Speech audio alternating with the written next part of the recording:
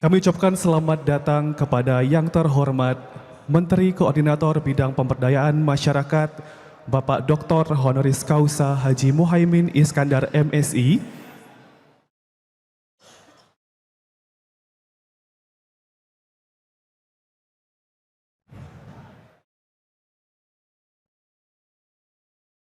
yang kami hormati Wakil Direktur Utama PT Mineral Industri Indonesia Bapak Dr. Dhani Amrul Ikhdan SEMSC, Rektor Institut Teknologi Bandung Profesor Dr. Insinyur Tata Cipta Dirgantara MT, Deputi Bidang Koordinasi Pemberdayaan Masyarakat Desa, Daerah Tertinggal dan Daerah Tertentu Profesor Dr. Renat Abdul Haris MSI, serta staf khusus Menko Pemberdayaan Masyarakat Bapak Andreas Marbun, berserta seluruh jajaran dan tamu VIP, kami silahkan untuk dapat mendapati kursi yang telah tersedia.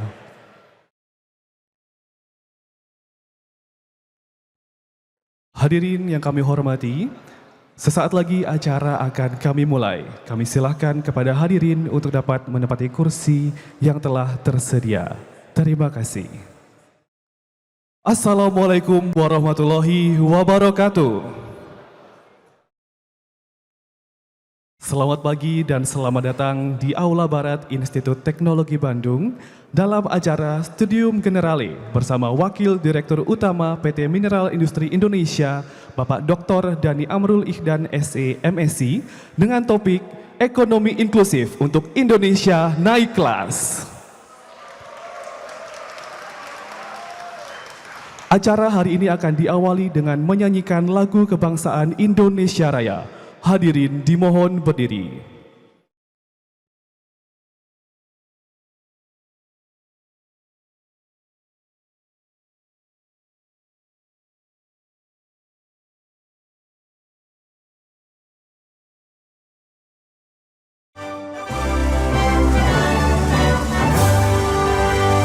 Indonesia tanah airku, tanah tumpah darahku. Di sanalah aku berdiri, jadi pandu ibuku. Indonesia kebangsaanku, bangsa dan tanah airku. Marilah kita bersatu, Indonesia bersatu. Hiduplah tanahku, hiduplah negeriku, bangsaku, rakyatku semuanya. Bangunlah jiwanya, bangunlah badannya untuk Indonesia Raya. Indonesia Raya, merdeka, merdeka, tanahku, negeriku yang ku cinta. Indonesia Raya, merdeka, merdeka, hiduplah Indonesia Raya. Indonesia Raya, merdeka, merdeka, tanahku, negeriku yang ku cinta. Indonesia Raya, merdeka, merdeka, hiduplah Indonesia Raya. Hadirin disilakan duduk kembali.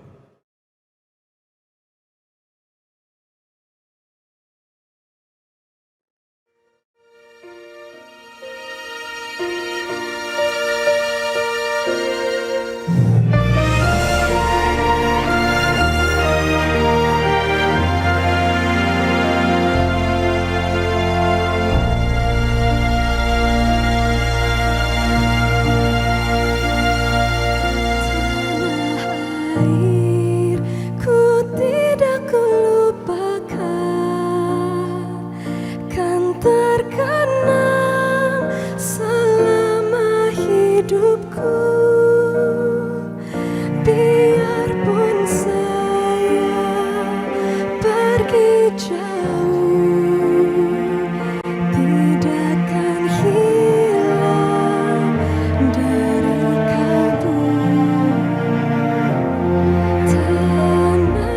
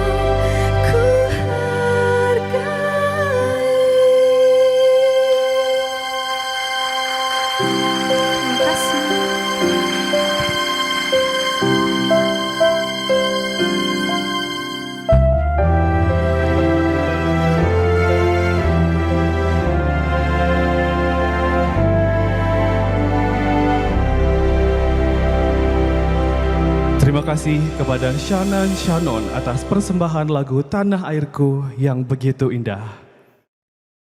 Hadirin yang kami hormati, selanjutnya kita akan mengikuti penyampaian sambutan dari Rektor Institut Teknologi Bandung yang sekaligus akan membuka acara pada hari ini. Kami silakan dengan hormat Profesor Dr. Insinyur Tata Cipta Dirgantara MT.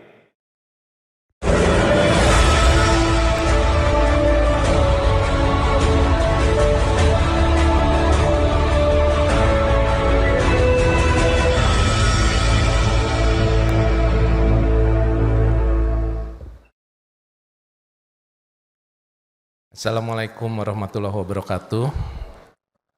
Selamat pagi dan salam sejahtera untuk kita semua. Om Swastiastu, Namo Buddhaya, salam kebajikan. Yang saya hormati Bapak Dr. H.C. Muhaimin Iskandar, Menteri Koordinator Pemberdayaan Masyarakat Republik Indonesia. Selamat datang Pak di Aula Barat ini.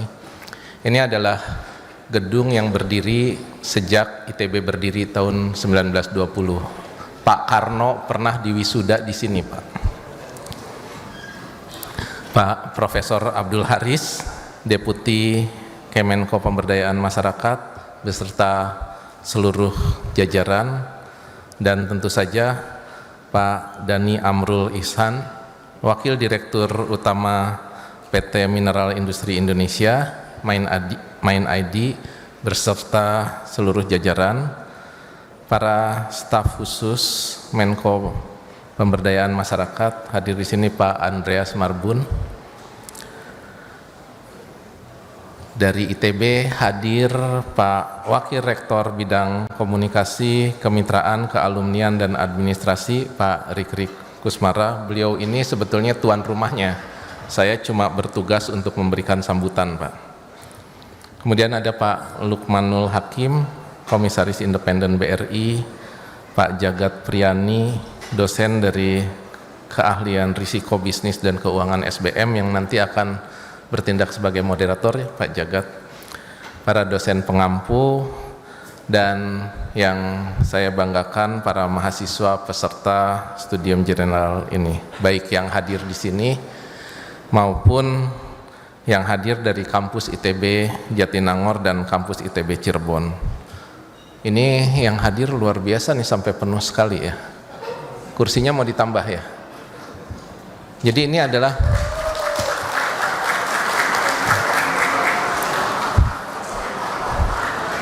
ini datang untuk Pak Dhani atau untuk Sanon nih. Untuk Shana Sanon ya. Tapi yang pasti hari ini kita akan bicara tentang masalah ekonomi inklusif untuk Indonesia naik kelas. Maksudnya naik kelas itu gimana? Indonesia itu baru saja minggu lalu diumumkan sudah menyentuh pendapatan per kapitanya 5.000 USD. Baru aja itu ya. Tapi sebetulnya sudah dari 10 tahunan yang lalu itu udah di kisaran 4.000. Dan kita dari 4.000 ke 5.000 tuh naiknya pelan sekali gitu ya. Sementara Vietnam yang 10 tahun yang lalu mungkin masih sepertiganya Indonesia, sekarang udah hampir sama dengan Indonesia begitu ya. Kalau kita tidak hati-hati, maka kita akan jadi negara yang biasa-biasa aja, terjebak menjadi negara yang terjebak pada penghasilan kelas menengah dan tidak bisa menjadi negara maju. Padahal Indonesia itu potensinya luar biasa. Sumber daya alam kita demikian banyak. Sekarang ini ada bonus demografi dan ini buktinya. Demikian banyak adik-adik yang hadir di sini. Posisi Indonesia itu ada di tengah-tengah kancah pertempuran geopolitik dunia.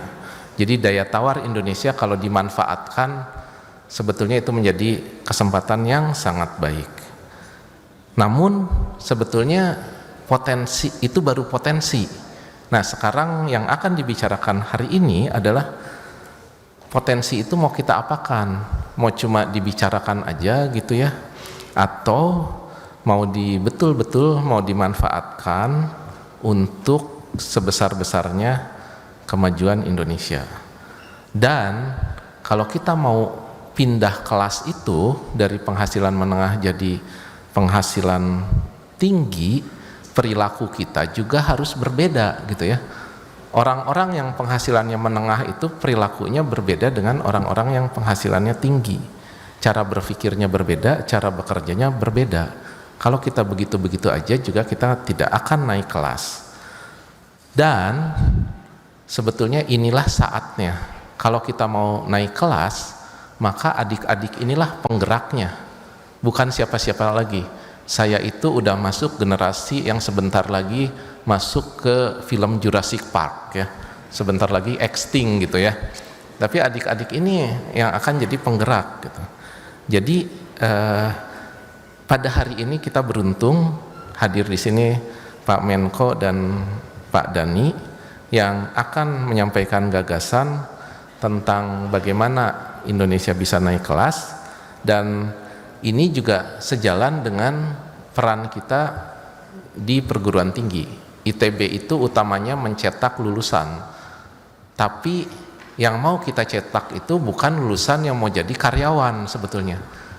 Kita mau menjadikan adik-adik semua ini menjadi penghela kemajuan bangsa yang punya fondasi yang kuat, yang berani mengambil risiko, yang mau berkeringat, lelah untuk kemajuan bersama.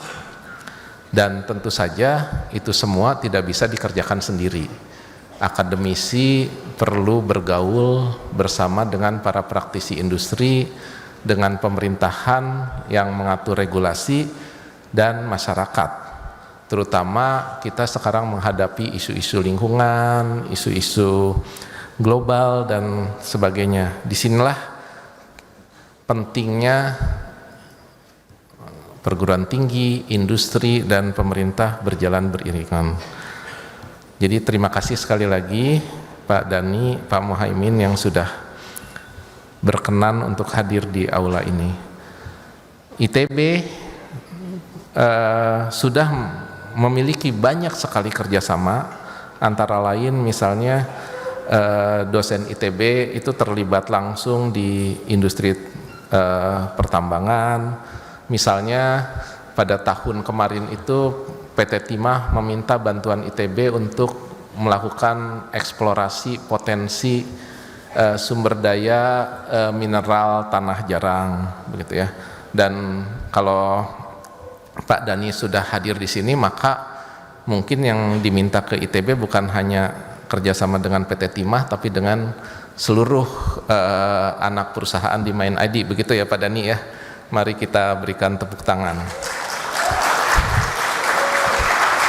Kerjasama itu sangat penting. Hadir di sini juga Pak Ginting, ini Kaprodi Teknik Pertambangan. Jadi saya sengaja menjodohkan ini karena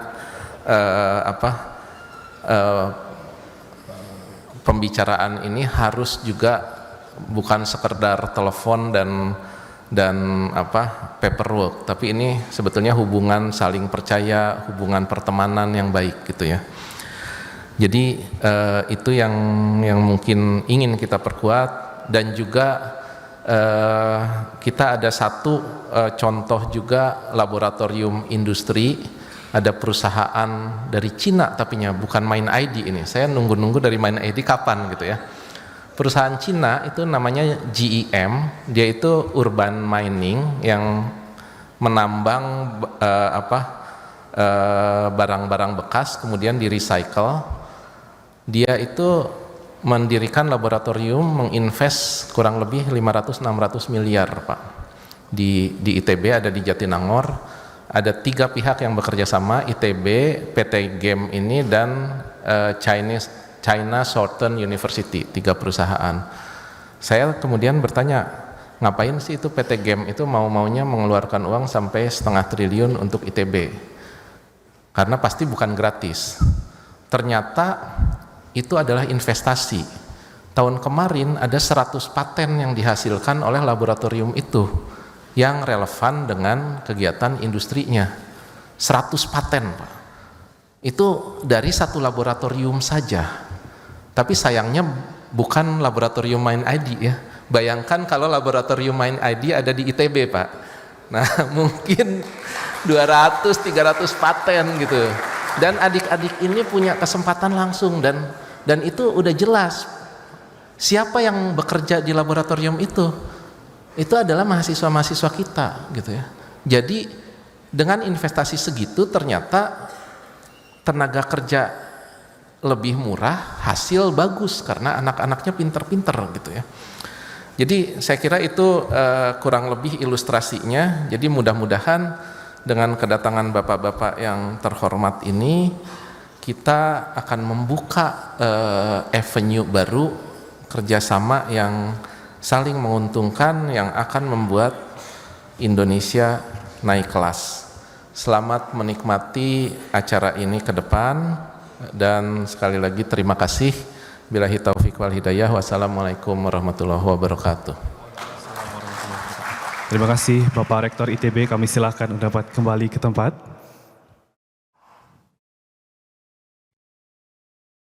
Berikutnya mari kita simak bersama kata pengantar dari Menteri Koordinator Bidang Pemberdayaan Masyarakat Republik Indonesia.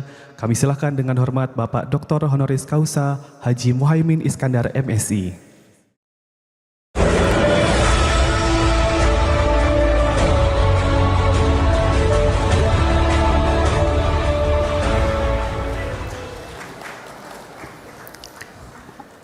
Assalamualaikum warahmatullahi wabarakatuh. Selamat pagi dan salam sejahtera untuk kita semua. Om Swastiastu, Namo Buddhaya, salam kebajikan. Yang saya hormati, saya banggakan Rektor ITB, Bapak Profesor Tata Cipta Dirgantara, beserta seluruh jajaran, Pak Wakil Rektor, para akademisi, para profesor, para jajaran Institut Teknologi Bandung dan seluruh mahasiswa yang saya cintai, saya banggakan. Yang saya hormati sekaligus narasumber utama kita hari ini, Wakil Direktur Utama PT Mineral Industri Indonesia, Main ID, Dr. Dhani Amrul Ikhdan. Selamat dan luar biasa bisa bareng-bareng hari ini di ITB. Yang saya hormati para jajaran kementerian, berbagai kementerian dan lembaga yang hadir yang saya hormati, para sivitas akademika dan seluruh tamu undangan baik yang di sini maupun di berbagai kampus lainnya. Hadirin hadirat sekalian yang saya hormati, pertama saya sangat bersyukur dan bahagia, bangga bisa bertemu dalam keadaan sehat walafiat di tempat yang sangat bersejarah ini. Dan tentu saya sangat berterima kasih kepada ITB dan Pak Dhani Amrul yang berinisiasi untuk acara diskusi pada hari ini.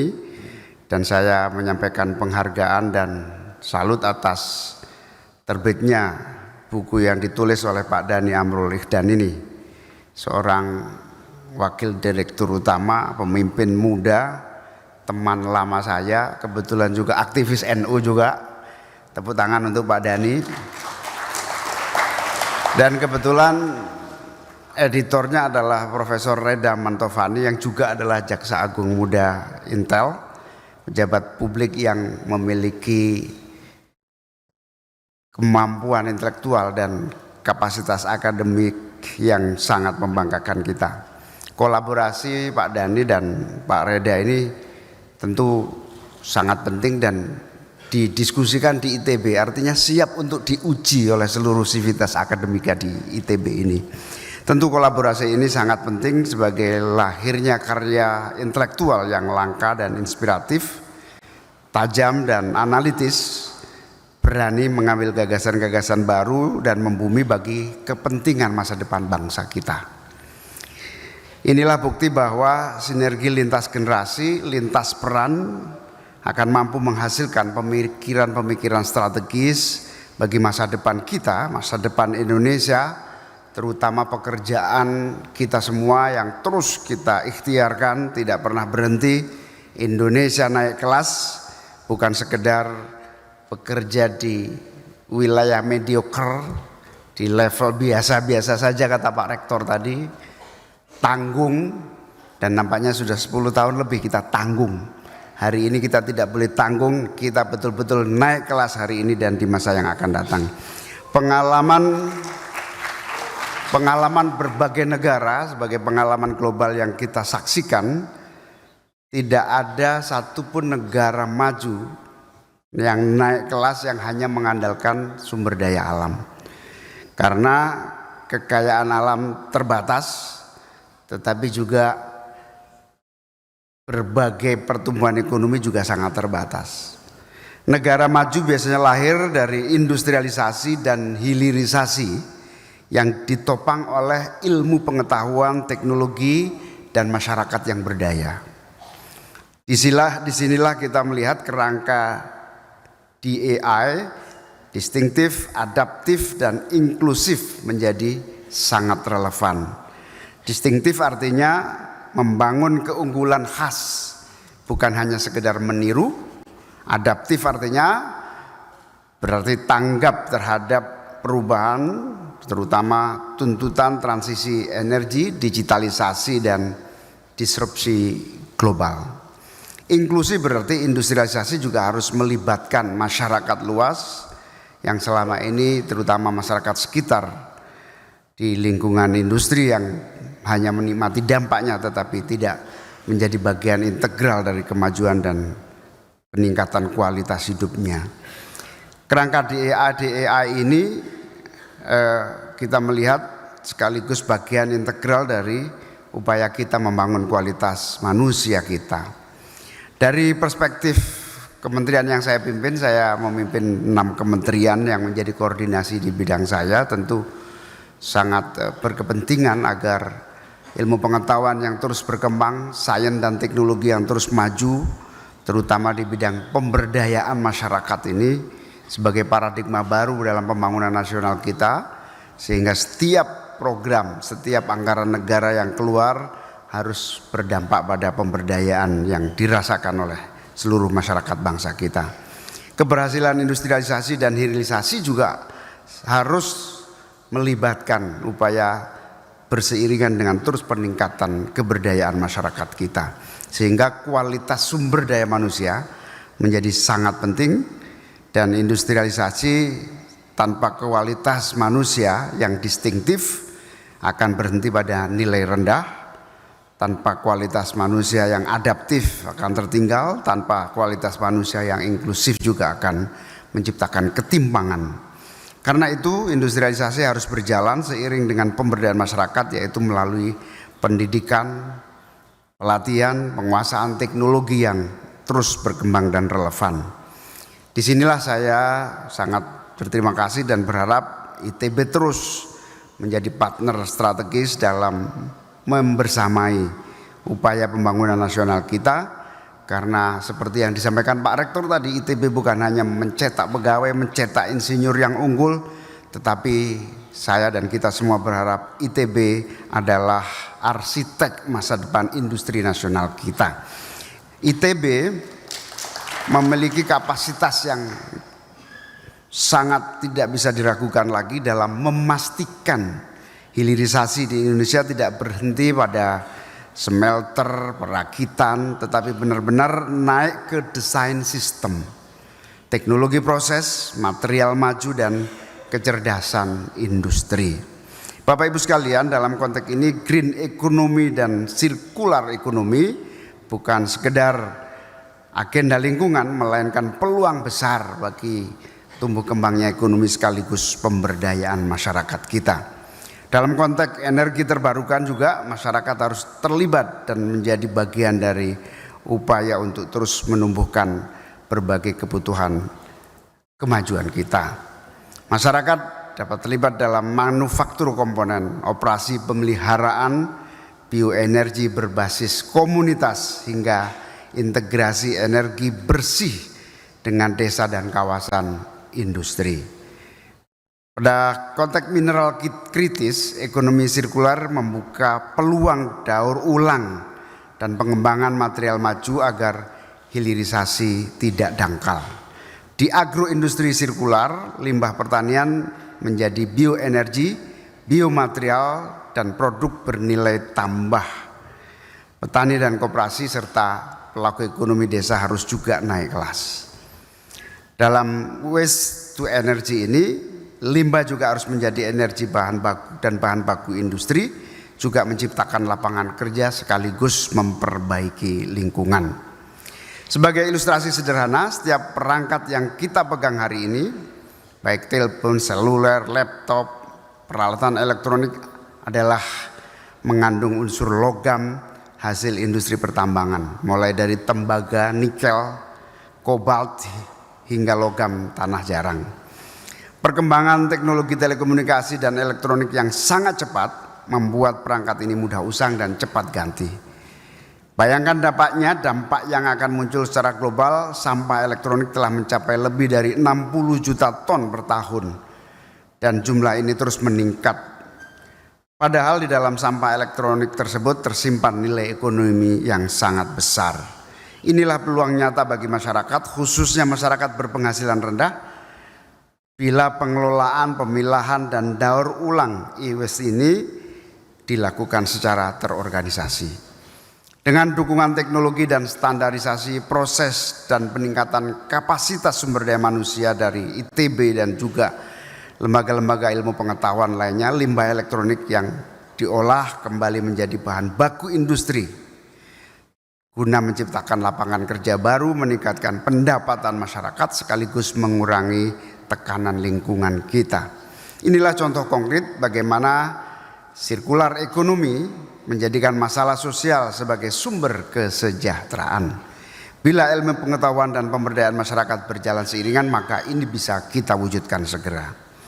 Namun semua peluang ini tidak akan terwujud tanpa ada orkestrasi dari ekosistem. Disinilah kita melihat, dan saya yakin ITB memiliki mandat strategis sebagai motor dan agregator. Karena itu saya mendukung Pak Rektor, Main ID harus secepat mungkin membersamai ITB untuk maju di hari-hari yang akan datang. Karena itu saya ingin menegaskan komitmen kita bersama bahwa kita harus berkolaborasi erat dan ITB bisa menjadi memimpin kolaborasi ini, dan kita dorong lahirnya teknologi dan kualitas manusia yang distintif di dalam keunggulan adaptif terhadap perubahan dan inklusif terhadap dampak-dampaknya. Saya meyakini ITB dan kita semua akan terus maju dan ITB menjadi hub internasional sirkular ekonomi khususnya Indonesia, yaitu pusat orkestrasi yang menyatukan riset, teknologi, industri, kebijakan, dan partisipasi masyarakat. Dari kampus ini, sirkular ekonomi harus bergerak dari konsep ke sistem, dari proyek ke ekosistem, dari wacana menjadi kehidupan nyata kita. Saya ucapkan selamat kepada Pak Dhani, Pak Reda, dan saya juga sangat bersyukur buku ini akan menjadi inspirasi dan arah bagi kita semua agar seluruh harapan-harapan itu terwujud dan segera Indonesia naik kelas, dan gerakan Indonesia naik kelas ini menjadi gerakan kita semua. Gagasan dan cita-cita naik kelas ini akan mempercepat terwujudnya visi Indonesia Emas 2045, dan kita terus gaungkan ini menjadi bagian dari motivasi masyarakat bangsa kita untuk terus optimis, bersinergi, terarah menuju masa depan yang mulia dan sejahtera. Selamat dan sukses kepada kita semua. Saya akhiri. Assalamualaikum warahmatullahi wabarakatuh. Waalaikumsalam. Terima kasih Bapak Menko. Kami mohon untuk dapat tetap di atas panggung. Selanjutnya kami mengundang Rektor ITB untuk dapat memberikan cenderamata kepada Bapak Menko.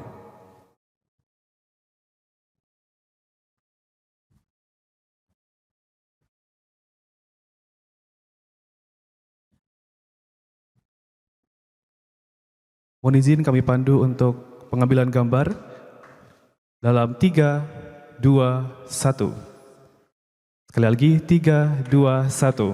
Terima kasih. Selanjutnya Bapak Menko dan Bapak Rektor ITB untuk dapat mengambil tempat di depan panggung. Kita berfoto bersama dengan seluruh hadirin. Mohon izin Bapak Ibu dan rekan-rekan mahasiswa, kami silakan dapat sejenak berdiri. Kita akan berfoto bersama. Kepada teman-teman mahasiswa yang berada di sisi kanan dan kiri, kami silakan dapat merapat. Teman-teman mahasiswa yang di belakang, kami silakan untuk berdiri sejenak, kita berfoto bersama dengan seluruh tamu undangan. Siap, pengambilan gambar kami pandu dalam 3, 2, 1. Sekali lagi, 3, 2, 1. Baik, pose ITB, Bapak Ibu mungkin bisa tangan kanan mengajukan jempol ke atas, tangan kiri di atas. Mohon izin 3, 2, 1. Sekali lagi 3, 2, 1. Baik, terima kasih. Selanjutnya mohon izin Bapak Ibu, kita akan foto satu kali lagi dengan buku yang baru saja diluncurkan, Indonesia Naik Kelas, oleh Bapak Dr. Dani Amrul Ikhdan, SE, MSc.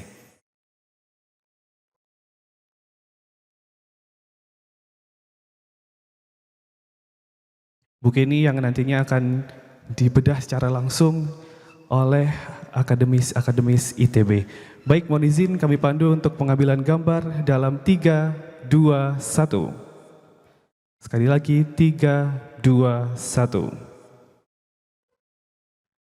Baik, terima kasih. Berikan tepuk tangan yang meriah Bapak Ibu. Kami ucapkan terima kasih sekali lagi kepada Menteri Koordinator Bidang Pemberdayaan Masyarakat Republik Indonesia, Bapak Dr. Honoris Causa Haji Muhaimin Iskandar MSI, atas waktu yang telah diluangkan pada kesempatan kali ini. Kami silakan untuk dapat melanjutkan agenda berikutnya. Hadirin yang kami hormati, kita akan memasuki acara utama pada hari ini, yaitu Studium Generale yang akan dipandu oleh moderator, yaitu Bapak Jagat Prirayani STMSc PhD. Beliau adalah dosen di Sekolah Bisnis dan Manajemen dengan kelompok keahlian risiko bisnis dan keuangan. Kepada Bapak Jagat Prirayani PhD, kami silakan.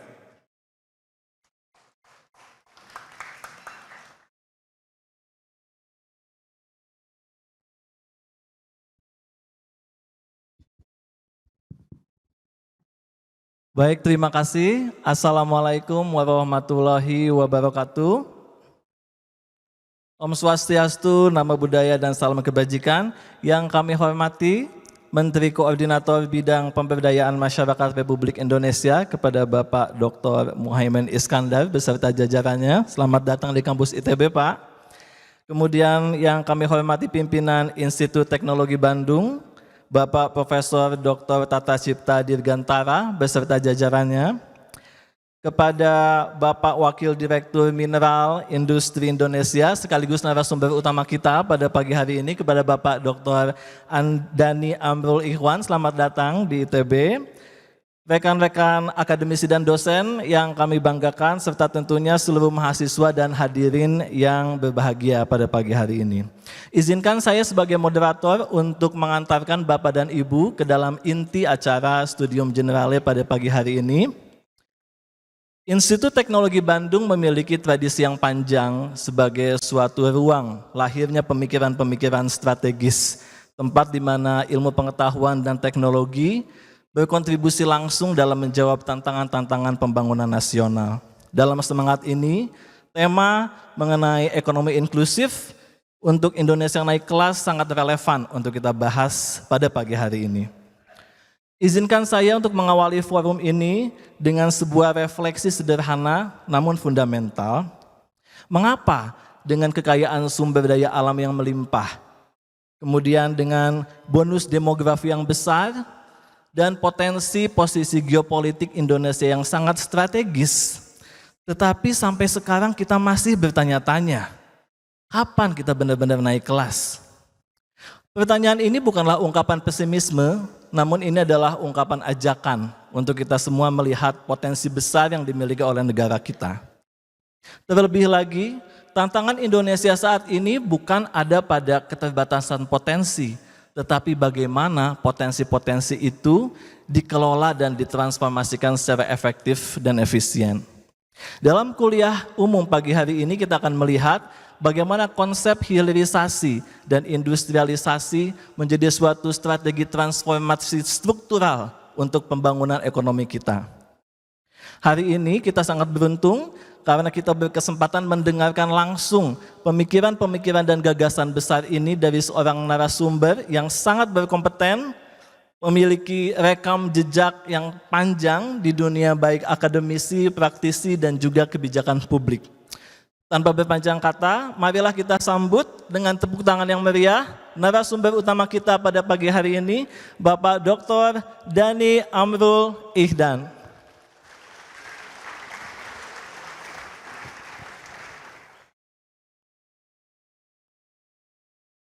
Selamat pagi Bapak. Silakan. Bagaimana kabarnya hari ini? Alhamdulillah. Siap menginspirasi Pak ya untuk mahasiswa ITB.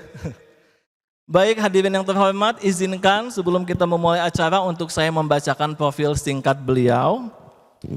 Dr. Dhani Amrul Ihdan menyelesaikan pendidikan Sarjana Manajemen Ekonomi di Universitas Lampung pada tahun 1988. Kemudian meraih gelar Magister Manajemen Strategis 1998 ya. Kemudian meraih gelar Magister Manajemen Strategis dari Universitas Padjadjaran pada tahun 2000. Kemudian meraih gelar Doktor dari Program Studi Bisnis dan Corporate Strategic Management Universitas Padjadjaran pada tahun 2011. Kemudian untuk memperkuat kompetensi kepemimpinan strategisnya, beliau juga mengikuti Executive Leadership Program di INSEAD, Prancis pada tahun 2022.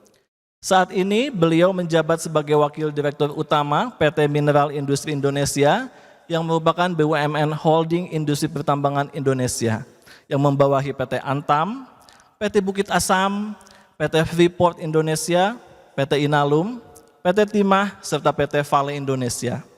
Holding ini mengelola berbagai komoditas strategis nasional antara lain aluminium, bauksit, batu bara, tembaga, nikel, emas, dan timah. Beliau memiliki rekam jejak panjang dalam kepemimpinan korporasi dan kebijakan publik.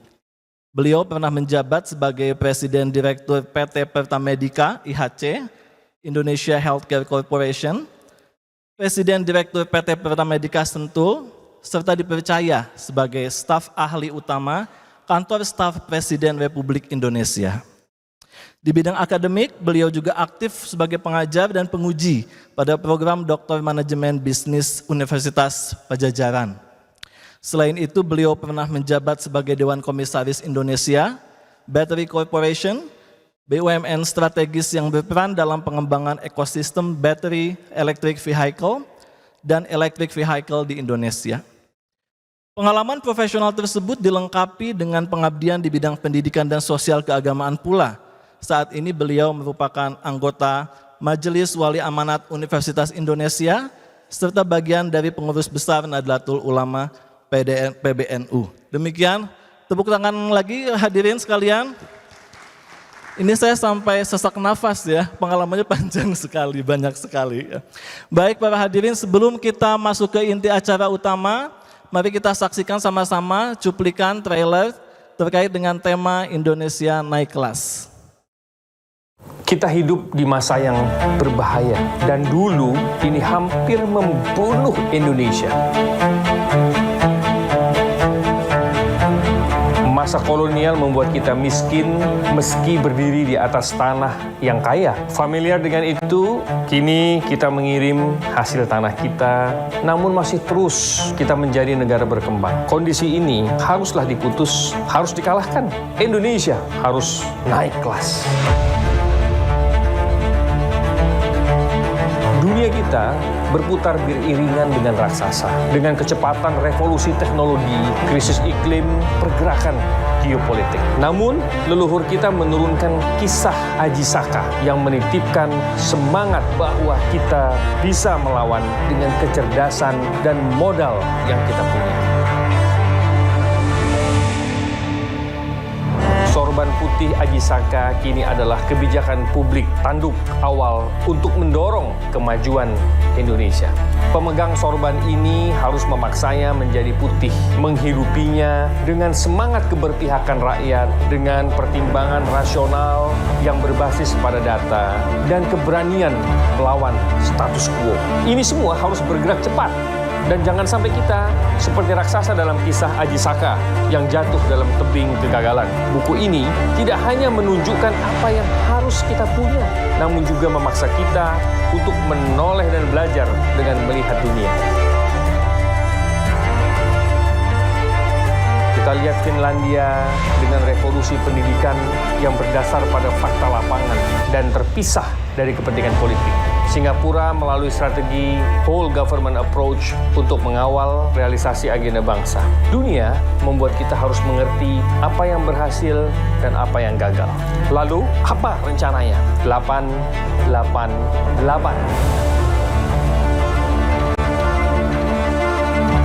Kita melesat untuk mengejar pertumbuhan ekonomi 8%. Roketnya adalah 8 prioritas industri potensial yang kita miliki, mulai dari dalam bumi dan dalam diri kita. Namun roket ini tidak bergerak dengan sendirinya.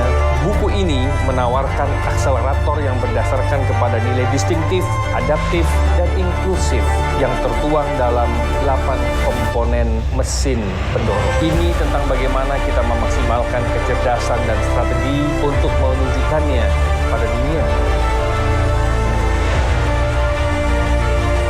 Menggerakkan 8 sektor kekuatan dengan 8 akselerator adalah cara kita mengunci target 8% demi warisan kemakmuran generasi yang abadi. Inilah kunci untuk Indonesia naik kelas.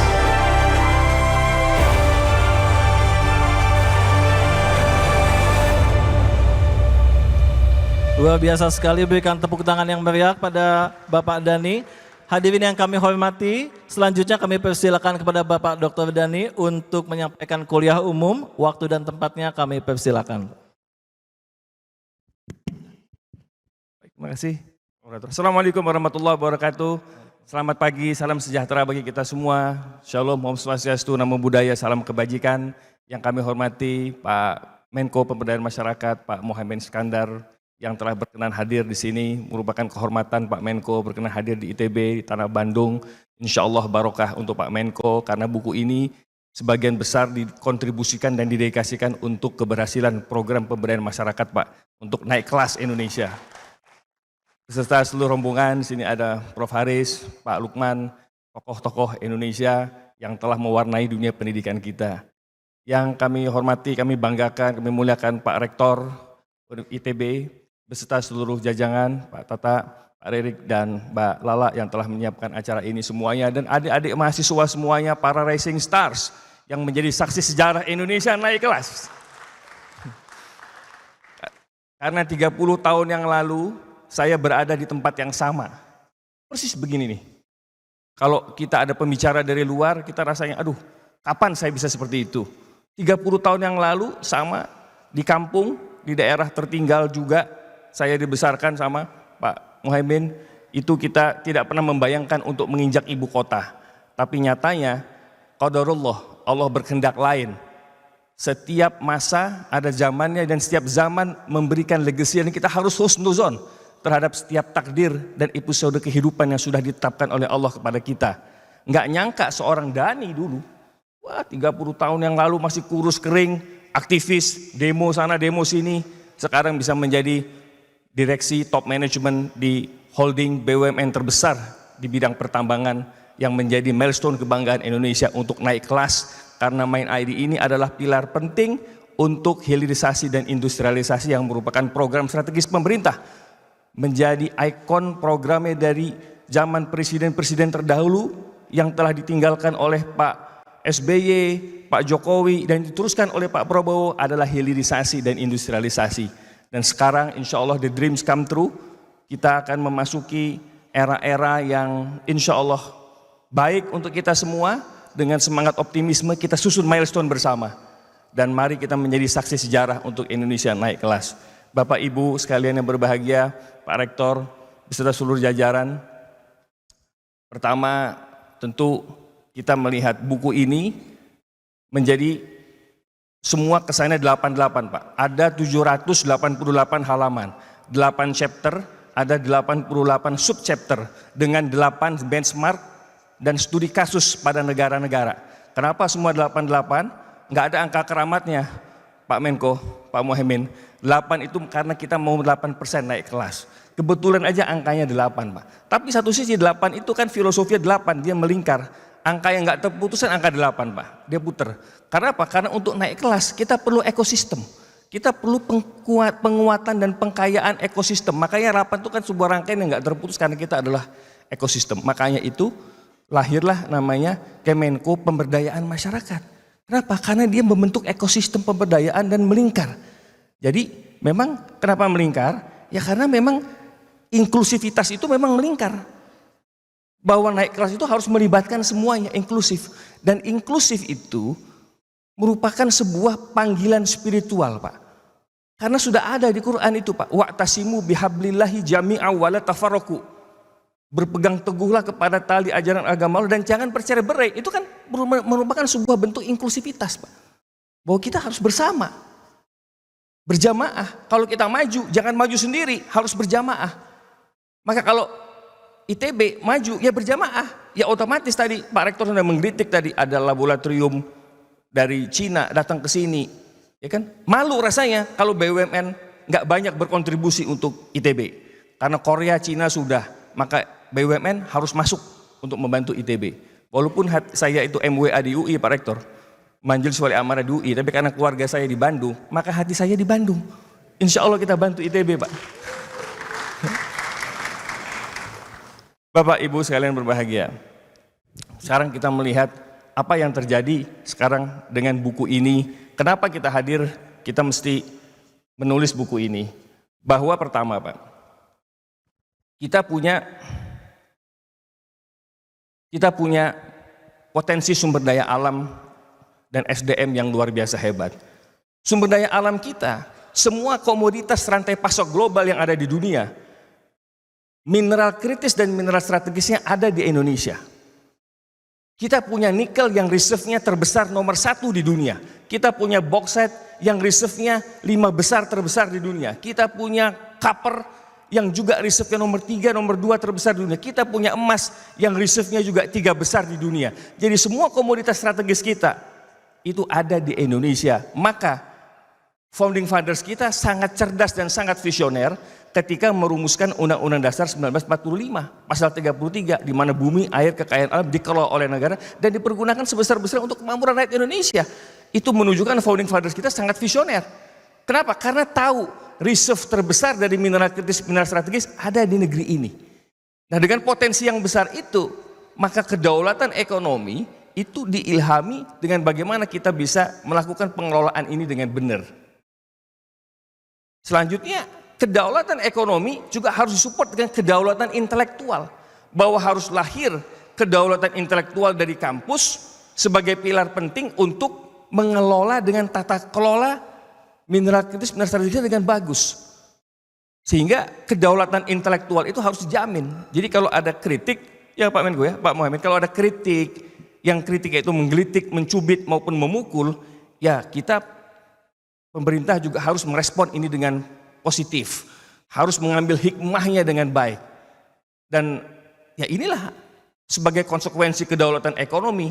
Kedaulatan ekonomi harus lahir dari sebuah kedaulatan intelektual. Dan kedaulatan intelektual ini adalah mandat kita semua. Gak mungkin kita mau naik kelas kalau intelektualitas kita gak naik. Jadi teman-teman semua adik-adik sekalian, untuk kita memperkuat kedaulatan ekonomi maka intelektualitas kita harus naik.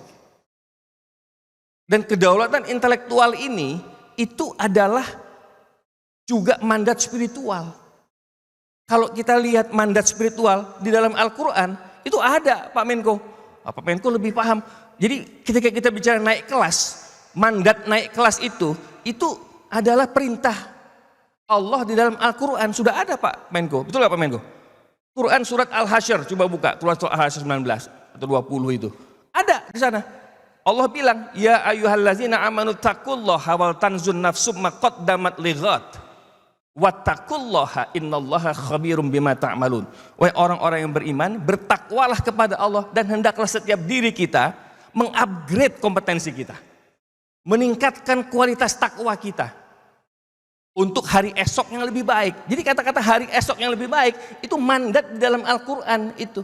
Itu values kita. Udah given itu Tuhan bilang dalam Quran untuk kita naik kelas, bos. Untuk mempersiapkan hari esok yang lebih baik. Karena perjalanan kehidupan kita akan berakhir dengan harapan menjadi husnul khotimah. Nah makanya ini naik kelas itu perintah agama. Jadi Bapak Ibu, ketika kita bicara kedaulatan ekonomi, kedaulatan sosial, stabilitas ekonomi kita memang stabil, relatif stabil, tapi ingat, nanti ke depan kita lihat kita ada jebakan-jebakan Batman, ada jebakan yang disebut basin of attraction, di mana ekonomi kita secara struktural stuck di angka psikologis 5%. Nanti kita lihat kenapa, ada apa itu terjadi. Stabilitas politik kita stabil, kepercayaan masyarakat terhadap pemerintahan Pak Prabowo, Pak Wapres Gibran juga membaik, walaupun kita juga tahu tidak mungkin kita mengharapkan sebuah kesempurnaan dalam waktu yang singkat. Sebagai aktivis yang memperkuat kegiatan mimbar akademik, tentu kita harus objektif melihat kinerja pemerintah. Yang baik kita bilang baik, kita dukung, yang masih kurang kita berikan saran-saran yang konstruktif agar pemerintahan ini bisa langgeng, berhasil. Maka kedaulatan intelektual harus melahirkan pemikiran-pemikiran cerdas untuk kemajuan program-program prioritas pemerintah. Kemudian juga dari potensi sumber daya manusia, kedaulatan intelektual, stabilitas ekonomi dan politik yang mengilhami lahirlah sebuah orkestrasi yang namanya DAI. DAI. DAI itu memang DAI itu inspirasi dari nama saya, Dhani Amrul Ikhdan.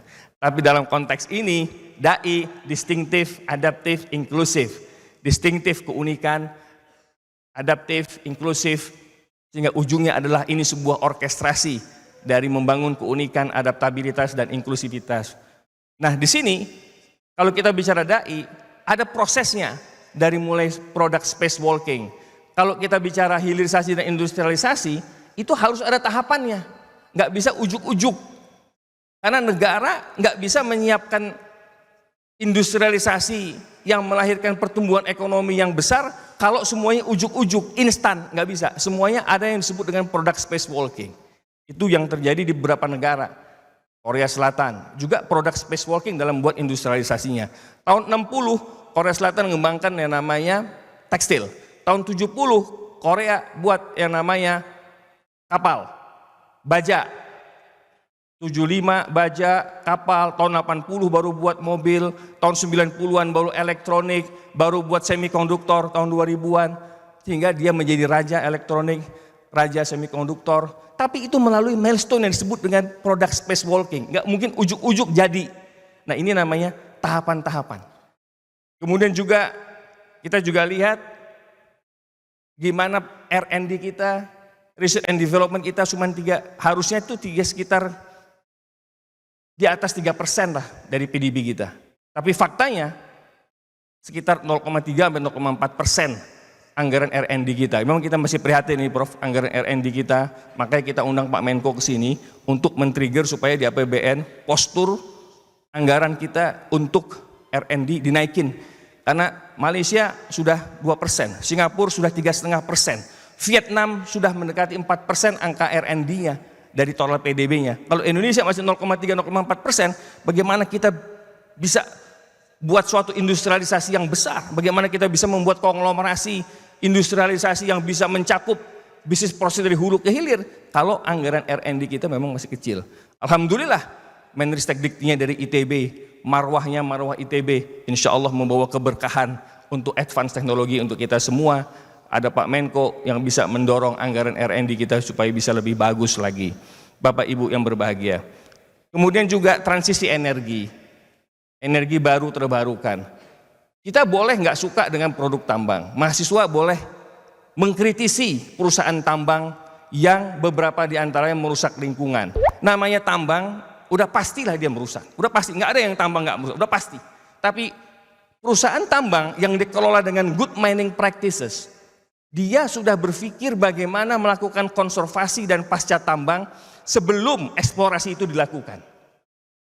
Nggak boleh ketika eksplorasi dilakukan baru berpikir ini konservasinya gimana, pasca tambangnya gimana, nggak bisa.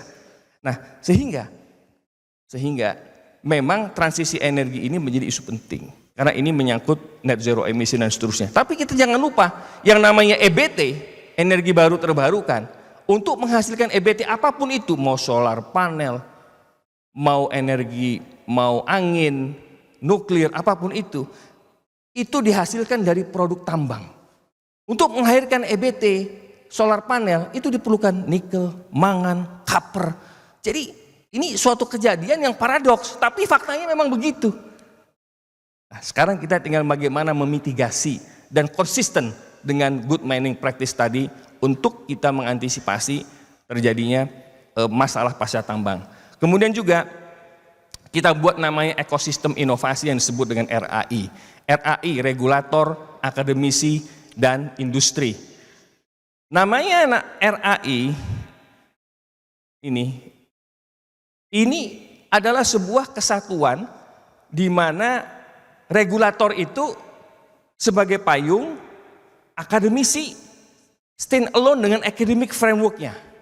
Kita tidak minta akademisi seperti industri atau industri seperti akademisi, enggak juga. Akademisi itu harus punya marwah stand alone yang kuat. Karena hanya akademisi lah yang punya exponential research yang kuat, punya simptom, punya verifikatif research, punya framework yang clear, yang bisa mewarnai industri dan regulator. Jadi memang positioning akademisi itu kuat. Dan satu sama lain nggak bisa merasa lebih penting. Karena dia merupakan trihelix yang nggak bisa dipisahkan. Nah dari situ timbullah 8 akselerator pertumbuhan. Dari 8 ini investasi yang berkualitas, kawasan industri klasterisasi ekonomi, infrastruktur yang cerdas, belanja negara, mengoptimalkan belanja negara dan stimulus industrialisasi. Kita tahu belanja negara sekarang kalau kita lihat postur, kontur, teksturnya APBN, fiskal kita memang tidak mudah, Pak. Anggaran kita untuk MBG, makan bergizi gratis juga besar. Sekitar 320 sampai 330 triliun dari capital expenditure-nya pemerintah dikeluarkan untuk MBG. MBG ini adalah program prioritas yang tidak hanya di Indonesia. Di Jepang ada namanya Shukaku namanya. Di Vietnam, di Jepang ada, di Finland ada, di Eropa ada. Yang hampir sama dengan MBG. Tapi yang paling penting adalah dengan besarnya anggaran MBG di 330 triliun ini, yang paling penting adalah kita mendukung bagaimana ekosistemnya bisa juga hidup. Karena capital expenditure, belanja negara yang dikeluarkan oleh spending yang dikeluarkan oleh pemerintah harus bisa diikuti orkestrasinya dengan industri-industri ikutan di bawahnya, supaya industri ikutan di bawahnya juga hidup dan value chain-nya juga, governance-nya juga betul, sehingga pendistribusiannya bisa tepat sasaran, tepat target. Nah Bapak Ibu adik-adik sekalian berbahagia, memang kalau kita lihat apakah kita mampu, ya kalau kita bicara optimisme kita harus optimis. Kalau kita lihat memang debt service ratio kita memang cukup tinggi, Mas Lukman. Mas Lukman bankers, komisaris beritahu, debt service ratio kita memang sudah 45%. Idealnya debt service ratio itu sekitar 25-30%. Memang ini sedikit nggak ideal. Karena beban hutang kita tinggi, bunga kita juga tinggi. Jepang itu debt service ratio-nya tinggi, udah 200%. Tapi kemampuan membayar dia memang sulit tapi bisa. Kenapa? Karena Jepang fundamentalnya lebih baik dan debt service ratio yang walaupun dia gede, suku bunganya rendah. Sehingga kemampuan dia membayar relatif masih bisa. Nah Indonesia memang debt service ratio-nya memang tidak baik. Nah oleh karena itu postur anggaran ini harus kita imbangi dengan kebijakan-kebijakan strategis, industrialisasi yang kuat, sehingga daya beli konsumsi masyarakat juga bagus, ketergantungan kita terhadap impor juga turun, sehingga terus terjadi surplus dalam transaksi perjalanan kita, sehingga APBN kita akan membaik dari masa ke masa. Bapak Ibu yang berbahagia, jadi dalam sekarang kita diskusi, kita tekankan kepada dua aspek, membangun pasar domestik yang sehat, kompetitif dan inklusif sesuai dengan tema kita. Karena kalau kita bicara 8-8-nya sampai dengan jam 2 pagi ini nggak beres. Jadi karena waktu kita terbatas, kita tekankan kepada membangun pasar domestik yang kompetitif dan inklusif, dan membangun kepemimpinan orkestratif, sinergi antar kebijakan. Karena banyak kebijakan sinergi yang itu overlap, hyper-regulated, yang itu menyulitkan industri. Bahkan kampus juga merasakan kalau ada banyak peraturan yang overlap dan tidak sinkron. Nah, inilah perlunya orkestrasi antara kelembagaan yang kuat. Bapak Ibu, nah ini yang terjadi ketika kekayaan mineral kita diburu oleh dunia. Maka Indonesia ini memang menjadi sentral dari gravitasinya mineral kritis, mineral strategis, karena semuanya ada di Indonesia. Kemudian juga populasi muda, bonus demografi, 282 juta masyarakat Indonesia, populasi Indonesia, 70%-nya adalah generasi muda, Pak. Sehingga 70% generasi muda ini adalah peluang emas kan, Pak, untuk kita berbuat lebih banyak. Nah, makanya di sini momentum hilirisasi mengubah industri, momentum politik yang, situasi politik yang stabil kita manfaatkan. Nah, selama ini kita lihat arah kita yang disebut arah perekonomian kita, sistem perekonomian kita masuk di dalam jebakan struktural yang disebut dengan basin of attraction. Banyak orang kenalnya sebagai middle income trap, tapi secara akademik ekonomi melihatnya sebagai basin of attraction. Basin of attraction itu ibarat kita itu di treadmill, Prof. Kita di treadmill itu, Prof.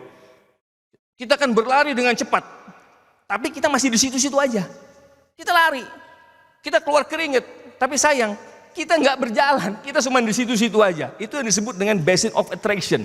Kita keluar keringet, tapi sayang langkah kita cuma terhenti di situ.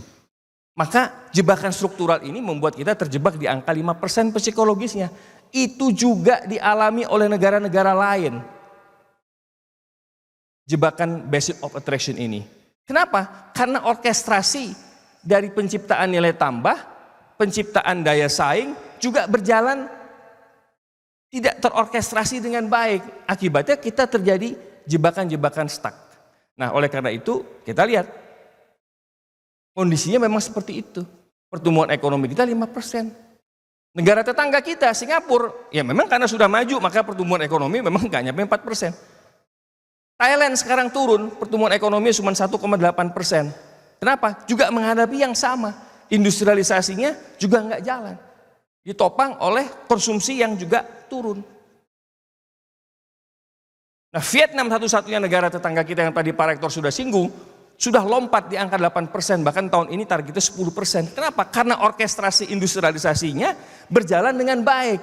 Pasar domestik dibuka seluas-luasnya. Dia bisa jadi bridger antara Amerika sama Cina, Vietnam. Jadi ketika dia jadi bridger, barang Amerika bisa masuk, barang dia bisa masuk, bahkan barang Cina bisa masuk melalui Vietnam. Jadi Vietnam bisa menjadi hubnya yang menjadi bridger dengan negara ketiga, termasuk hub antara Amerika dengan Cina. Nah, ini memang strateginya jitu, jago. Jadi dulu kita nggak kenal Vietnam, sekarang Vietnam industrialisasinya memang melampaui Indonesia. Konsekuensi logisnya, ya faktanya begitu, Pak. Wisata orang Indonesia, nah kok sekarang lebih senang banyak ke Vietnam daripada ke Bali? Karena ya cost-nya juga, mereka juga nyiapin fasilitas yang low cost, infrastrukturnya bagus, dan seterusnya. Makanya Pak Prabowo, Pak Presiden kita benar kemarin itu mengkritisi bagaimana Bali. Mengkritisi bagaimana Bali, kebersihan, sehingga kalau itu kan menjadi first impression ya. Nah, Bapak Ibu sekalian, adik sekalian, Vietnam berlari cepat sebagaimana orang yang betul-betul maraton. Karena pertumbuhan ekonomi ini dikelola seperti orang maraton, nggak bisa sprint juga, harus maraton, harus punya milestone. Tapi juga nggak boleh masuk kayak treadmill. Nah, kenapa ini bisa terjadi? Karena insentif ekonomi kita belum down to earth, Pak. Belum menyentuh kepada tatanan kebutuhan yang seutuhnya, Pak Jabat. Kita memberikan insentif tax holiday sudah, tapi sebetulnya yang diperlukan itu adalah peranan pemerintah sebagai umbrella yang melindungi ekosistem industri dari hulu ke hilir, yang melindungi proses bisnis, yang melindungi sustainability. Contoh, ada perusahaan namanya Krakatau Osaka. Itu anak perusahaannya Krakatau Steel, joint venture antara KS, Prof, dengan Jepang, Osaka. tahun 2011, 2015 bangun, 2021 masalah, 2024 tutup. Padahal kita kenal, investor Jepang itu cenderung sabar. Saking sabarnya, kalau kita mau dealing sama partner Jepang itu, memang kita mesti sabar tingkat langit, Prof. Lama bener kan orang Jepang, bolak-balik, kagak jelas, kayak muter-muter. Tapi compliance-nya bagus. Lama di depan, tapi senyum di akhir. Tapi Jepang ketika GV dengan Indonesia, itu lebih bagus governance-nya. Tapi itu pun cabut dari Indonesia. Kenapa? Karena tidak dipayungi dengan orkestrasi yang clear. Ketika dia memproduksi baja, keran baja luar diimpor dibuka, harga baja dalam negeri jadi nggak kompetitif. Karena harga baja di luar, impor dari Cina lebih murah. Otomatis demand and supply. Teknologi yang dipergunakan tidak adaptif lagi. Akibatnya, indeks competitiveness-nya juga turun. Nah, kejadian seperti ini terjadi kenapa? Karena ini kelemahan orkestrasi. Proteksi itu bagus kalau dilakukan dengan cerdas. Bagaimana kita bisa maju industrinya kalau nggak ada keberpihakan? Memang demand and supply nggak bisa dibuka seluas-luasnya karena kita bukan negara kapitalis. Kita juga bukan neolib. Tapi kita adalah negara yang menghormati mekanisme pasar dan melindungi industri dalam negeri untuk besar. Nah, jadi ada yang salah di sini. Nah, ini yang saya sebut dengan insentif ekonomi yang tidak berbasis kepada kebutuhan industri dan penguatan umbrella ekosistem industri dari hulu ke hilir. Jadinya begitu. Kapabilitas industri. Hilirisasi bukan cuma bicara advance teknologi, tapi dia membangun manusia. Human Development Index-nya harus naik. Indonesia dengan Cina punya banyak smelter di Indonesia, Pak Jabat. Kita punya smelter di Mempawah, Kalimantan. Punya di Sumatera Selatan, punya Sumatera Utara. Swasta belum lagi di Sulawesi. Banyak smelter yang kerjasama sama Cina. Tapi yang namanya hilirisasi tidak stop dengan advance teknologi, dengan nilai tambah produk. Tapi dia harus membangun kapabilitas organisasi dan kapabilitas manusianya.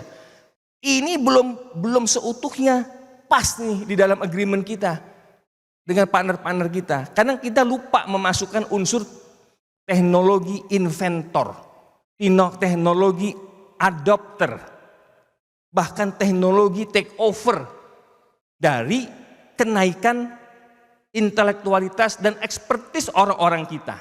Jadi kalau kita bicara transfer teknologi kan hampir nggak mungkin ya, Prof ya. Hampir nggak mungkin kita bisa ditransfer teknologi itu cuma-cuma. Tapi masukin di dalam perjanjian untuk kita bisa melakukan teknologi take over, buat roadmap-nya. Sehingga kapabilitas industri kita naik, manusianya juga naik. Kalau nggak gitu kita tergantung terus sama partner-partner, sama investor kita. Otomatis kita jadi observer, bahkan jadi loser. Nah, anak-anak, adik-adik semua, jangan mau jadi observer dan jadi loser.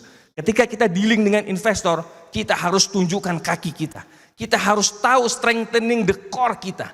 Bahwa sumber daya alam ini, upstream, ini adalah strengthening the core kita. Nggak boleh lepas kontrolnya strengthening the core ini kepada pihak luar. Inilah yang disebut dengan Pak Prabowo sebagai kedaulatan ekonomi harus dikelola sendiri. Kenapa? Karena kedaulatan ekonomi ini adalah strengthening the core kita. Upstream ini adalah strengthening the core kita yang nggak boleh lepas pengelolaannya di tangan partner-partner luar. Justru partner luar harus belajar dari kita bagaimana upstream ini. Tapi untuk di midstream, teknologi pengolahan, smelting, karena teknologinya kita memang belum punya secara komprehensif, kita belajar. Tapi kita harus buat roadmap kapan kita bisa menguasai teknologi itu sehingga kita bisa berdiri di kaki kita sendiri. Itulah yang disebut sebenarnya oleh Pak Prabowo sebagai kedaulatan ekonomi berdiri di kaki sendiri. Nah, Bapak Ibu, adik-adik semua, budaya mekanisme pasar domestik juga lemah. Karena apa? Karena memang keberpihakan tadi. Industri besar banyak, tapi kalau tidak diatur, Mas Jabat, dengan regulasi yang clear, nggak ada kewajiban. Yang ada hanya simbol. Ketika Pak Menko minta pemberdayaan masyarakat, ekonomi kreatif, tumbuh segala macam. Tapi kalau nggak ada payung yang mewajibkan industri untuk mengambil rantai pasoknya dari UMKM, ya sampai kapanpun UMKM nggak bisa, Mbak Lala. Dia bisa bergerak, Mbak. Kenapa? Karena UMKM-nya, ya lagi-lagi industri bilang, ya speknya bagus nggak? Ya kan Prof?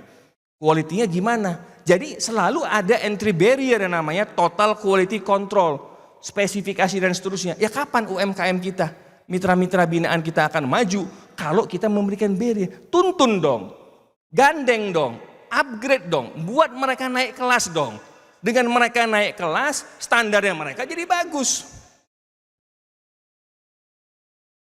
Contoh, saya bawa partner saya dari Artagraha, Pak Panji. Punya mitra binaan, punya UMKM, punya partner-partner bisnis. Partner bisnisnya harus bagus Pak. Partner bisnisnya harus terupgrade. Karena harus tercipta perusahaan-perusahaan konglomerasi berikutnya dari swasta.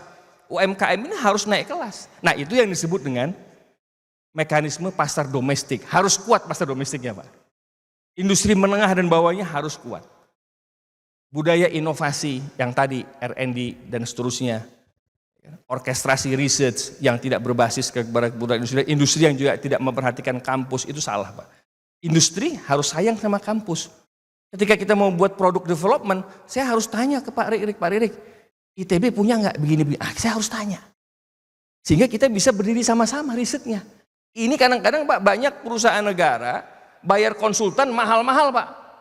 Mahal-mahal Pak, konsultan asing semua Pak. Nggak usah disebut namanya, konsultan asing. Mahal-mahal Pak. Itu puluhan miliar, sekian juta US.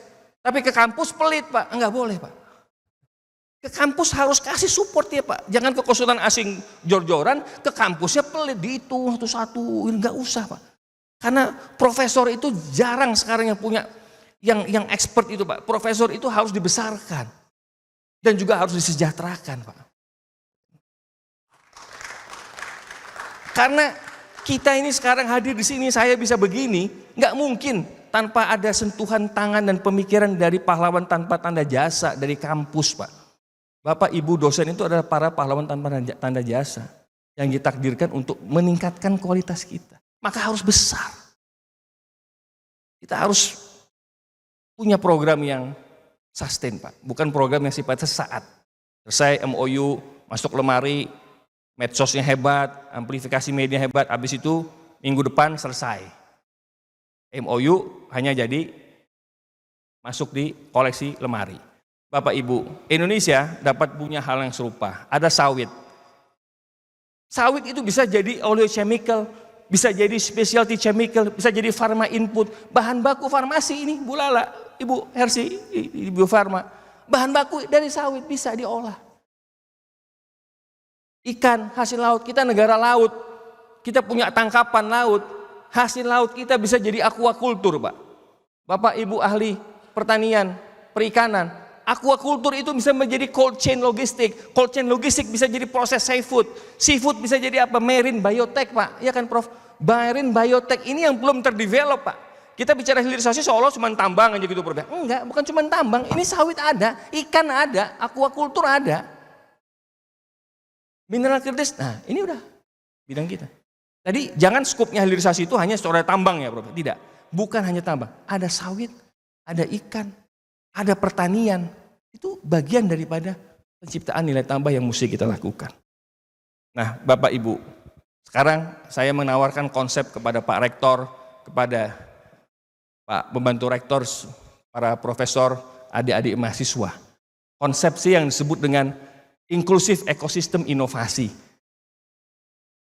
Nah, ada yang namanya kita tahu sekarang budaya saat ini Indonesia itu sebagai teknologi adopter. Kita tahu saya ini, adopt. Kita buat sinergi RAI, integrasi antara regulator, akademisi, industri. Nah, di sini kalau dulu dari engineering project menjadi sekarang engineering for value chain. Kalau dulu kan mohon maaf ya Prof ya, maaf. Dosen punya project nih datang ke kita dengan proposal jalan. Selesai kontrak 6 bulan, setahun habis, dibayar ke LPM, ke LP. Governance-nya gimana? Bagus nggak? Bagus, karena dibayarkan ke LPM. Ada nggak untuk dosennya, untuk profesornya? Tentu ada, dibayar man hour sebagai expert. Halal, halal, barokah. Tapi stop sampai di situ doang. Harusnya dari engineering for project jadi engineering for value chain. Value chain. Jadi nggak bisa riset itu berhenti sampai di timah doang. Itu tadi Pak Rektor itu visioner banget. Nggak bisa. Itu kan Pak Rektor tadi kan menggelitik sekaligus nyindir kan ke saya. Jangan sampai timah doang dong. Iya, kita akan perbesar skalanya. Kita akan scale up. Memang Pak Rektor ini visioner Mbak Lala. Pak Erik, visioner. Beruntung ITB punya rektor seperti Prof. Tata. Tepuk tangan, ada di semua. Visioner. Jarang loh. Jarang rektor yang ngerti industri begitu mendalam. Baca buku saya baru 3-4 halaman, tapi sudah ngerti ujungnya mau kemana. Ah, ini deep dive Pak, deep dive. Kenapa? Karena rektornya punya spiritual value. Nah, lihat aja Caimin itu kan, lain kan auranya kan. Begitu datang dari WUS aja udah lain auranya. Karena ada spiritual touch di sana. Bandung lagi sejuk, langsung sejuk bos. Tadi panas Pak Caimin, sekarang sejuk. Memang auranya Caimin ini menyejukkan bos. Auranya. Karena Menko Pemberdayaan Masyarakat ya berdaya terus. Auranya sejuk Pak. Nah Bapak Ibu yang berbahagia adik-adik sekalian, inilah riset. Dari riset individual menjadi arsitektur industrialisasi nasional tadi. Pak Menko sama Pak Rektor singgung peranan ITB sebagai championnya industrialisasi, arsitektur industrialisasi nasional. Champion dari arsitekturnya industrialisasi nasional. Itu ITB. Dari mana? Dari para expertnya. Daripada mahasiswa yang kritis. Jadi kalau ada mahasiswa kritis Pak Rektor, biarin aja Pak Rektor, Mbak Lala, Pak Erik, jangan dikasih sanksi. Biarin aja kritis. Kita perlu kekuatan check and balance. Kita perlu oposisi yang kuat. Maksudnya di kampus Caimin, bukan di negara. Oposisi yang kuat di kampus maksudnya apa? Mahasiswa itu kan sebagai counter, check and balance. Kuat, supaya kita melahirkan keputusan juga lebih jernih. Karena apa? Karena ada check and balance-nya di kampus. Mimbar akademik harus dijamin. Mohon maaf Bapak menyela. Oh iya, siap. Tinggal 1 menit lagi. Tinggal 1 halaman lagi, Bro. 1 halaman. Nah, dari sini peran ITB, arsitektur Indonesia. Nah, sekarang yang Pak Rektor bilang tadi, saya sudah jawab Pak Rektor.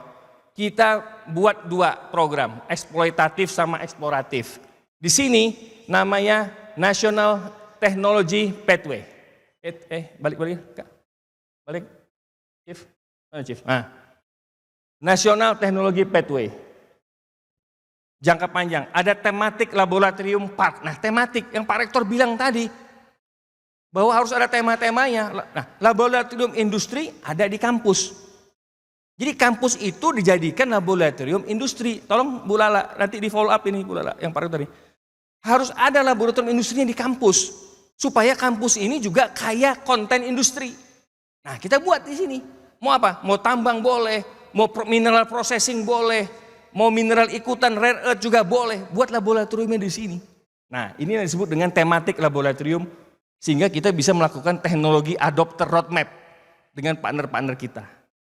Nah, Bapak Ibu, akhirnya kita ke depan, kita ambil Indonesia sebagai teknologi inventor, bukan cuma teknologi adopter.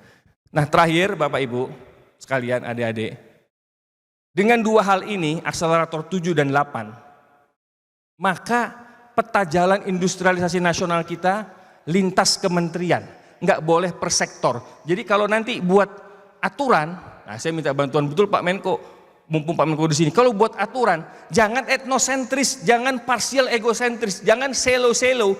Oh, yang penting di kementerian kita sudah, nggak boleh. Dia harus melihat kalau sudah terbitkan peraturan ini, dampaknya bagi industri apa?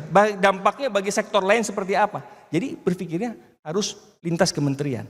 Dashboard nasional dengan data real time, mengukur kinerja kelembagaan. Nah, ini kalau kita bicara kebocoran-kebocoran, ya sumbernya karena kita belum punya dashboard nasional dengan data real time. Makanya ada misinterpretasi, mispersepsi soal data. Dan kita harus ukur kinerja lembaga dengan objektif, membuat sistem insentif kinerja antar aktor pemerintahan dari pusat sampai daerah. Nah, ini belum ada ini Pak Mas Lukman, Prof Haris, ya kan? Insentif kinerja antar aktor pemerintahan, lintas kementerian. Kalau BUMN itu kan ada insentif berbasis kinerja. Nah kalau kementerian, ada nggak Pak Menko insentif kementerian? Kalau sudah tercapai penyerapan budgetnya tepat sasaran, tepat output, outcome, program Astacita berhasil, insentifnya apa untuk kementerian? Kan belum ada. Nah ini dengan dashboard ini, saatnya kita berpikir untuk membuat insentif. Insentif tidak harus selalu dengan finansial ya. Bisa kemudahan, bisa fleksibilitas, bisa privilege, apapun itu insentif. Nah ini akan mengukur kinerja menteri hingga BUMN. Jadi kalau BUMN ada KPI-nya, Mas Panji, BUMN itu ada KPI-nya, direksi BUMN, komisaris ada KPI, tanda tangan KPI. Nah sekarang pemerintah juga begitu, Pak Rektor ada KPI-nya, menteri juga ada KPI-nya, yang tertulis, yang accountable, yang bisa dilihat, yang bisa dilakukan monitoring evaluasi secara berkala, biasnya berapa persen, dan bisa diakselerate untuk pencapaian KPI-nya masing-masing. Nah pada akhirnya kita perlu, ini Bapak Ibu ada di sekalian, kita perlu harus membuat Dewan Evaluasi Industrialisasi Nasional. Dewan Evaluasi Industrialisasi Nasional. Ini bukan berarti buat dewan, bukan wah ada lembaga negara lagi. Ini Pak RB. Nah, Pak RB ini yang nulis buku Kuantum Ikhlas nih. Terima kasih Pak RB udah datang. Wah ini akan ada lembaga negara, oh bukan ada lembaga negara lagi enggak. Tapi ini bisa juga dirangkap dengan yang lain, ada namanya Dewan Evaluasi Industrialisasi Nasional. Dewan Evaluasi Industrialisasi Nasional ini akan mengevaluasi kinerja industrialisasi sejauh mana dia menjaga inklusivitasnya, melakukan pemberdayaan dan memperkuat rantai pasok dan value chain-nya untuk memperkuat industri dalam negeri. Nah disinilah evaluasi industrialisasi ini. Ada Industrial Inclusivity Index. Industrial Inclusivity Index. Ini belum ada Pak Rektor. Indeks Productivity ada, Human Capital Index ada. Tapi indeks industrial belum ada. Industrial Inclusivity Index belum ada. Untuk mengukur bagaimana mereka bisa membangun inklusivitas pemberdayaan industri sekitarnya atau industri turunannya. Nah, akhirnya kita perlu sistem Green Industrial Zona Rating. Nah ini belum ada juga nih Pak Rektor. Nah, ini menarik nih Pak Rektor. Kalau ada ahli-ahli kita yang bisa menggerakkan Green Industrial Zona Rating. Di Kerawang, daerah industri kita, zona ratingnya seberapa besar? ESG-nya berapa banyak? Carbon offsetnya bagaimana? Nah ratingnya sekian. Harus di-upgrade rating zona hijaunya dinaikin sekian. Nah zona rating ini belum ada. Sistem Green Industrial Zone Rating kita belum ada.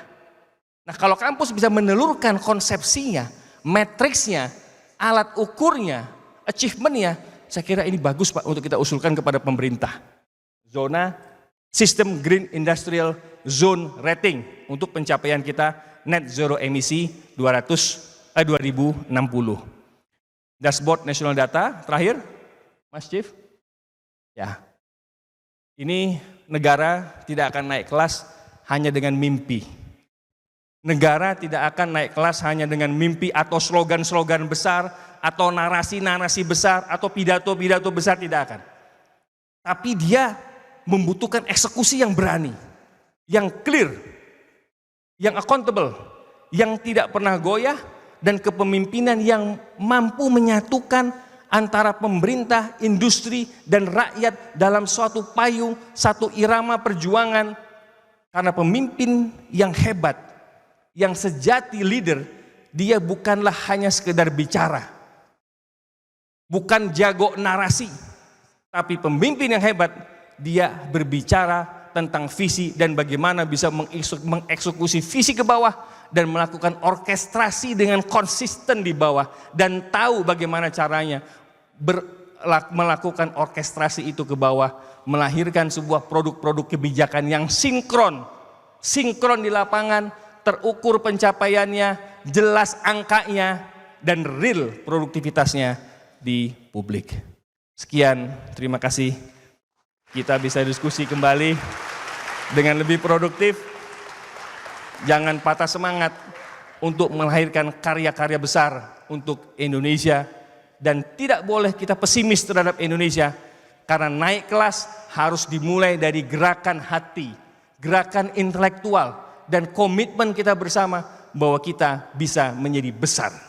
Terima kasih. Assalamualaikum warahmatullahi Luar wabarakatuh. biasa. Berikan tepuk tangan yang meriah untuk Pak Dhani. Terima kasih banyak Pak Dhani atas pemaparan yang sangat inspiratif.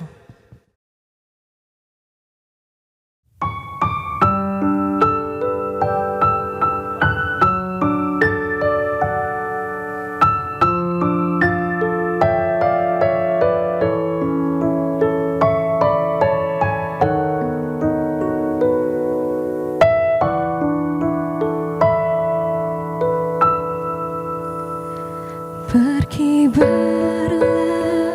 bendera negeriku, berkibarlah engkau di dadaku, tunjukkanlah kepada dunia semangatmu yang panas membara. Daku ingin jiwa raga ini selaraskan kehanggunan.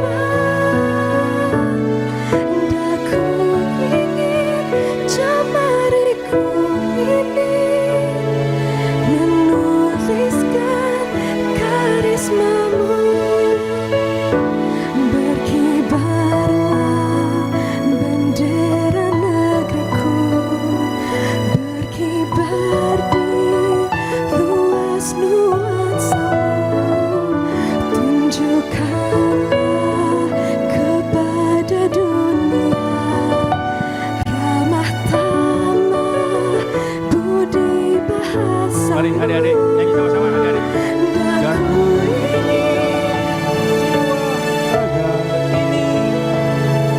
menunaikan Kewajiban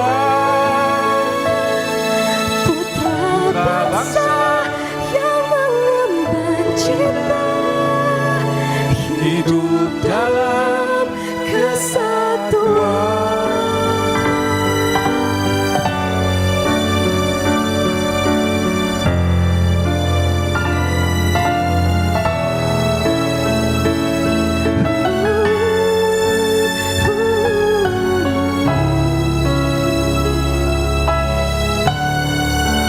Kita nyanyi bareng-bareng ya. tangannya dong adik-adik, tangannya.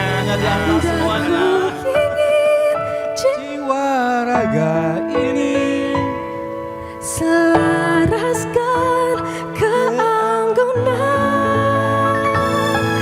Daku ingin Ayo adik, tangannya mana? menuliskan karismamu. Daku ingin kepatangan ini menunaikan kewajiban putra bangsa yang mengemban cita, hidup dalam kesatuan. Indonesia. Terima kasih. Terima kasih banyak untuk Shannon yang sudah membawakan lagu dengan begitu indah. Ini sepertinya waktunya kurang ya Pak ya. Minimal harusnya 8 jam. Mahasiswa juga kayaknya saya lihat nggak ada yang ngantuk tadi.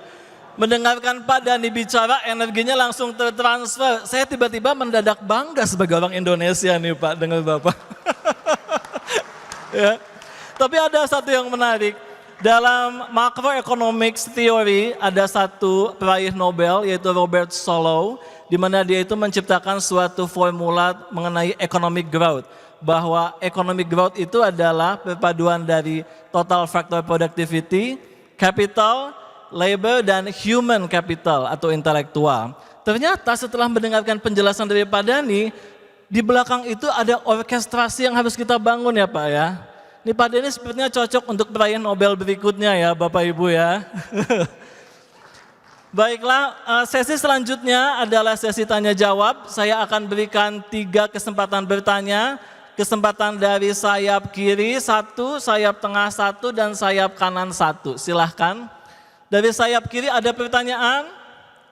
Adik-adik mahasiswa, ayo jangan malu-maluin ITB, ayo nanya-nanya. Ini pertanyaan, kalau ada pertanyaan yang nanya dikasih tiket mudik. Nah loh, dikasih tiket mudik Dikasih tiket katanya. mudik. Naik apa? Pokoknya naik akomodasi yang tercepat. Ayo cepet. Transportasi yang tercepat. Nah, ada hadiahnya. Boleh ya Bu Lala ya? Ayo pertanyaan sebelah Boleh kiri. Pak Ririk ya ngasih Ya itu tiket, satu. boleh ya? Tiket mudik. Sebelah setengah sudah diwakili satu.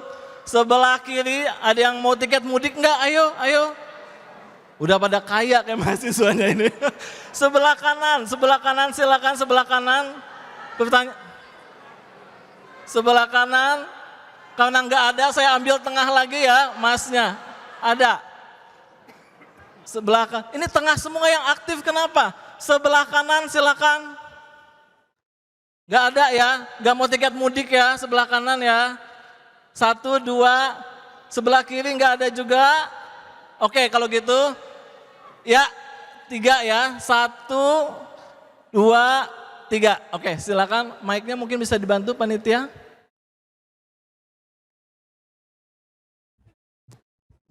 Langsung ke ya itu. Baik, selamat siang semuanya. Perkenalkan nama saya Sania Maharani dari Prodi Kimia Angkatan 2022. Saya izin bertanya, dalam konteks Indonesia naik kelas sendiri, sebenarnya bagaimana sih cara kita memastikan bahwa kenaikan itu benar-benar dirasakan oleh semua lapisan masyarakat, bukan hanya terlihat dari angka pertumbuhan ekonomi saja.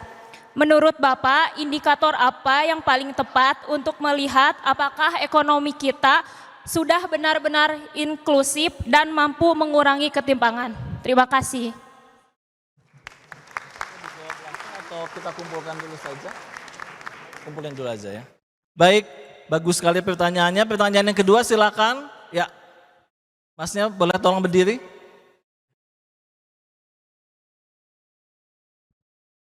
Oke, selamat siang teman-teman dan juga selamat siang Bapak Dani. Mau izin bertanya, saya melihat banyak kebijakan dan hal-hal yang perlu dilakukan tuh hanya dari Perkenalkan dulu namanya. Oh ya maaf. Ya.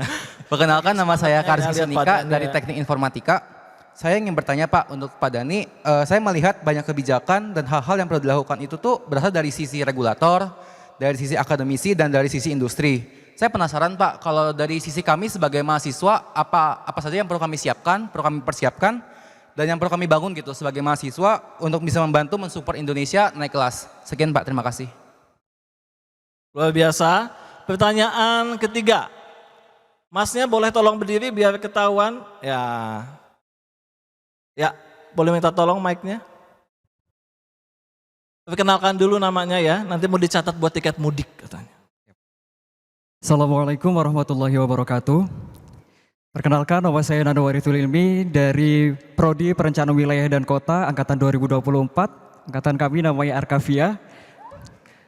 Izin tanya Bapak, kebetulan tadi disebutkan ada banyak sekali ayat-ayat dalil Islam. Saya sangat tertarik sekali tadi beliau penyampaiannya sangat menarik hati saya. Saya teringat pada salah satu Quran Surah Al-Hasyr ayat 7 yang menyebutkan di pertengahan ayatnya, kaila yakuna dulatan bainal aghniya'i minkum. Jadi di situ bagaimana kekayaan itu tidak hanya berputar di orang-orang yang kaya saja, yang tadi disebutkan konglomerasi. Bagaimana sebenarnya ada menyambung juga dengan pertanyaan pertama tadi dari teman angkatan 2022. Skema apa sebenarnya agar apa yang telah dikelola dari sumber daya alam ini, amanat pasal 33 Undang-Undang Dasar Negara Republik Indonesia tahun 1945 benar-benar rakyat bisa merasakan secara langsung apa yang telah dikelola oleh negara dan benar bisa digunakan kemakmuran sebesar-besarnya itu. Terima kasih. Baik, terima kasih atas 3 pertanyaan. Silakan Bapak Dr. Dani untuk menanggapi pertanyaan mahasiswa. Terima Baik, kasih. singkat aja Pak, karena waktunya juga terbatas. Pertama Pak, bagaimana memastikan supaya kita naik kelas inklusivitas itu? Mari kita berpikir sederhana aja. Start small, think big, and fast moving Pak. Start small. Kita lihat dari 1-2 industri yang bisa terukur. Katakanlah di tempat kita BUMN. BUMN itu punya target setiap tahun mitra binaan UMKM itu naik kelas setidak-tidaknya 5-7% Pak per tahun. Kalau satu BUMN punya 1000 mitra binaan UMKM, berarti kalau naik kelas 5%-nya saja atau 10%-nya naik kelas dari 1000, berarti ada 100 yang naik kelas. Naik kelas itu menunjukkan inklusivitas yang dilakukan oleh BUMN itu kepada mitra binaannya untuk dia naik kelas. Naik kelas indikatornya apa? Market size, operational excellence, ya marketplace-nya bagus, ya produktivitasnya juga bagus, macam-macam indikator naik kelas. Sehingga omsetnya ujungnya nambah, kinerja operasinya UMKM itu bagus. Tapi yang lebih penting adalah keberpihakan si BUMN itu kepada UMKM, produknya di off-take dong. Kalau di bidang makanan, dia kopinya diambil dong untuk menjadi konsumsi rutin sehari-harinya si BUMN-nya. Kalau dia UMKM kopi. Kalau dia produk-produk pertanian, diabsorb dong, diambil dong, di take over produknya. Kalau dia di bidang yang perlu pengupgradean teknologi, dimodalin dong untuk dia bisa mengupgrade teknologinya. Nah itu indikator sesimpel itu. Jadi satu BUMN diwajibkan untuk meningkatkan kapabilitas dari UMKM mitra binaannya setidak-tidaknya 5-7% per tahun. Ukuran jelas. Makanya BUMN itu menugaskan kayak BRI. Nah, BRI, ini ada Pak Lukman, komisarisnya BRI ada di sini. Nah, Pak Lukman ini juga mensupport inklusivitas, keterlibatan dari industri-industri kecil yang ditopang oleh industri besar untuk microfinancing, untuk pendanaan-pendanaannya supaya mereka bisa dibantu. Tapi memang persyaratannya Pak Lukman, kita mesti juga buat breakthrough supaya UMKM kita berani. Karena kemarin Pak Buroya kan juga sudah nurunin dana 200 triliun tuh Pak. Tapi kan nggak bisa terserap. Nah artinya kita juga harus refleksi ya Pak ya ke dalam. Kenapa? Ada apa ini yang membuat kredit ini tidak terserap? Apakah karena memang persyaratannya yang susah, suku bunga yang tinggi, atau memang industrinya memang tidak tumbuh sehingga tidak ada ekspektasi, tidak ada promising, tidak ada future value yang bisa dibuat monetisasi milestone-nya ke depan. Jadi daripada minjem future value yang nggak bagus gue konservatif aja deh, toh dengan segini-gini sudah untung. Nah kayak gitu-gitu kan kita juga mesti evaluasi kan Pak Lukman, ada apa dengan industri kita? Kok nggak tertrigger untuk tumbuh? Jangan-jangan memang industrinya tidak tumbuh. Nah ini menjadi refleksi kita untuk penguatan inklusivitas. Jadi parameternya itu sebetulnya kita mulai dari kecil-kecil di sekitar kita aja yang bisa kelihatan. Nah sekarang mahasiswa, bagaimana mahasiswa untuk berkontribusi terhadap naik kelas? Cuman simple, mahasiswa jangan jadi mahasiswa yang nggak gaul, harus gaul, punya network, jangan hardorlin, dahar modal ulin. Itu aja dahar modal ulin, kampus modal lagi, ulin lagi, nah udah. Jadi mahasiswa yang produktif, yang gaul. 30 tahun lalu saya sama begini. Tapi kita gaul, IPK boleh gede 3,5, tapi kalau nggak gaul susah bos. Karena value networking itu menjadi kunci untuk naik kelas. Makanya bergaul dengan orang yang benar, yang bisa membawa kita untuk naik kelas. Jangan kita bergaul dengan orang hardolin yang membuat kita memang ya modor terus, ulin terus. Jadi pilih-pilihlah teman yang bisa mengupgrade kompetensi kita. Kalau kita sekarang ini kurang beruntung atau hidup kita agak-agak susah, tapi jangan kelihatan susah-susah amat. Penampilan juga harus keren. Boleh kita susah, ya kan? Tapi wajah harus nyenengin. Wajah harus kayak orang kaya gitu loh. Coba lihat Pak Menko, Caimin dulu waktu mahasiswa. Wajahnya udah wajah orang kaya, wajahnya udah wajah ketum gitu loh. Jadi dari mahasiswa dulu wajah udah wajah ketum, udah kelihatan wajahnya.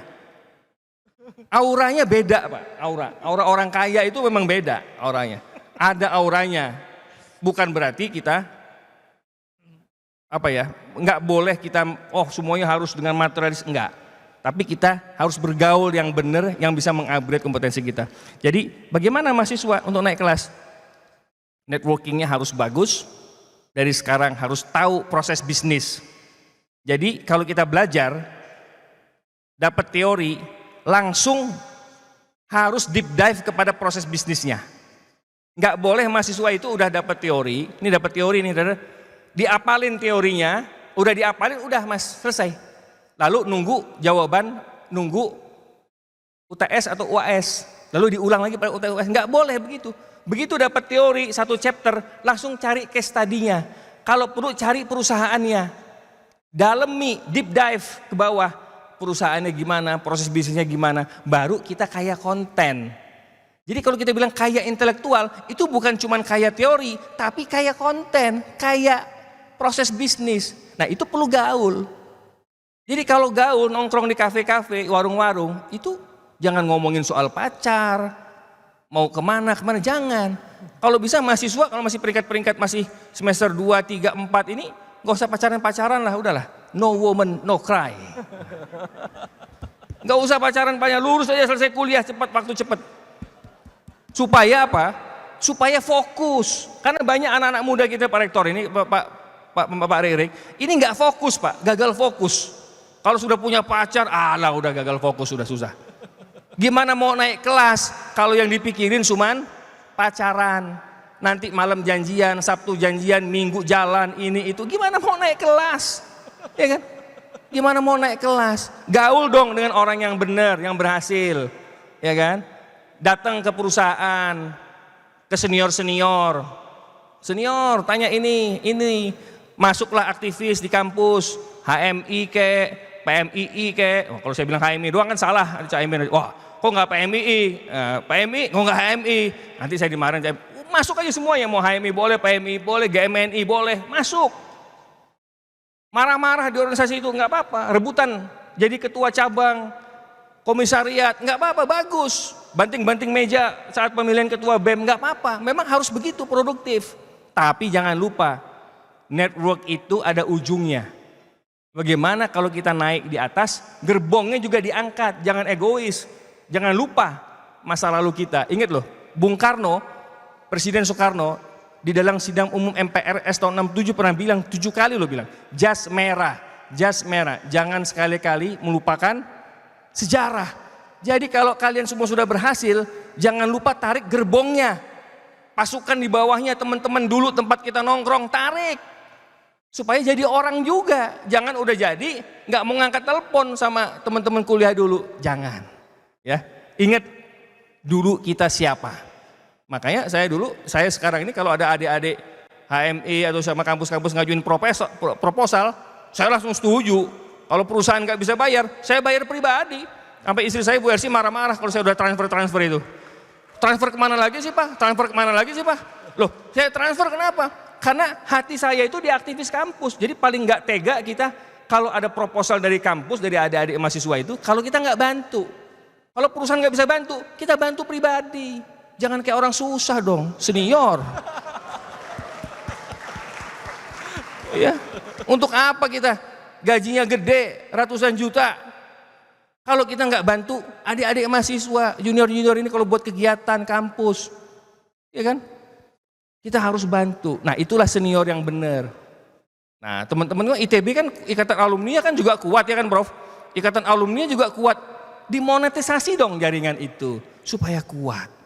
Supaya nggak lupa dengan kampus. Jas merah. Ingat loh, Bung Karno yang bilang jas merah. Jangan sekali-kali melupakan sejarah. Pertanyaan ketiga mungkin Bapak belum dibahas terkait dengan dalil tadi. Sudah. Oke. Baik, apakah masih mungkin 3 pertanyaan lagi panitia? Cukup ya. Ya sayang sekali sepertinya mahasiswa di sini udah mulai takut nih sama Pak Dhani ya kayaknya. Tapi kita justru merasa sangat kurang sekali waktunya. Tapi Bapak jangan khawatir, kita ada 11 fakultas. Tiap fakultas bisa undang sebagai guest lecture sebulan sekali. Jadi selama setahun Bapak tiap bulan datang ke Bandung. Baik, mungkin terima kasih banyak Pak Dhani sekali lagi atas inspirasinya. Sangat inspiratif sekali. Untuk acara selanjutnya saya serahkan kepada MC. Terakhir buat pantun dulu Pak, sebelum kita tutup. Oh, pantun dulu. Kalaulah enggan embun menitik, manalah hijau daun jambu. Cakep. Kalaulah enggan hati kita bersatu, mana mungkin Indonesia akan maju.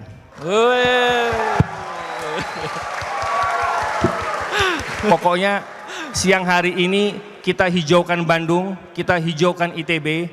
karena Pak Menko hadir.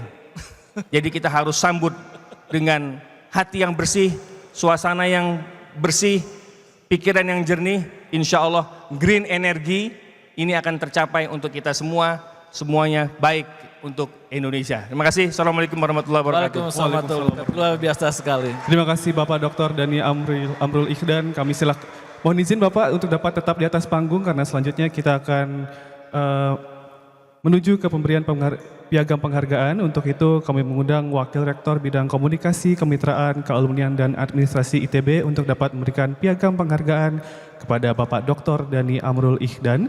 Pada Bapak Dr. Rikrik Kusmara kami silahkan.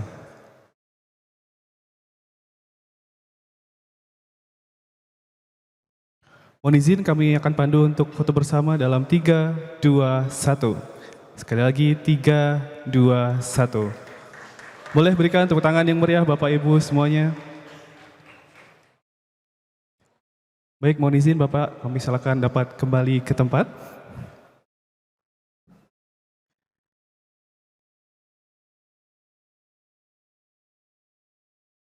Baik hadirin, dengan demikian studium Jernaleh pada hari ini telah selesai. Kami silakan kepada para mahasiswa untuk dapat memindai kode QR yang tertera nantinya pada layar untuk melakukan absensi mata kuliah studium Jernaleh pada hari ini.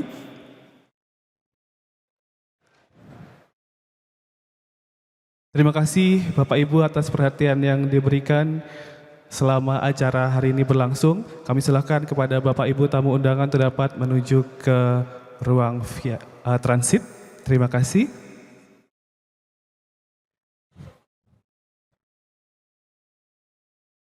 Kepada rekan-rekan mahasiswa juga kami silakan untuk dapat men-scan kode QR yang nantinya tertera untuk mengunduh e-sertifikat yang pada studium Jernaleh kali ini. Terima kasih sekali lagi atas perhatian hadirin pada acara hari ini. Akhir kata, selamat siang dan wassalamualaikum warahmatullahi wabarakatuh.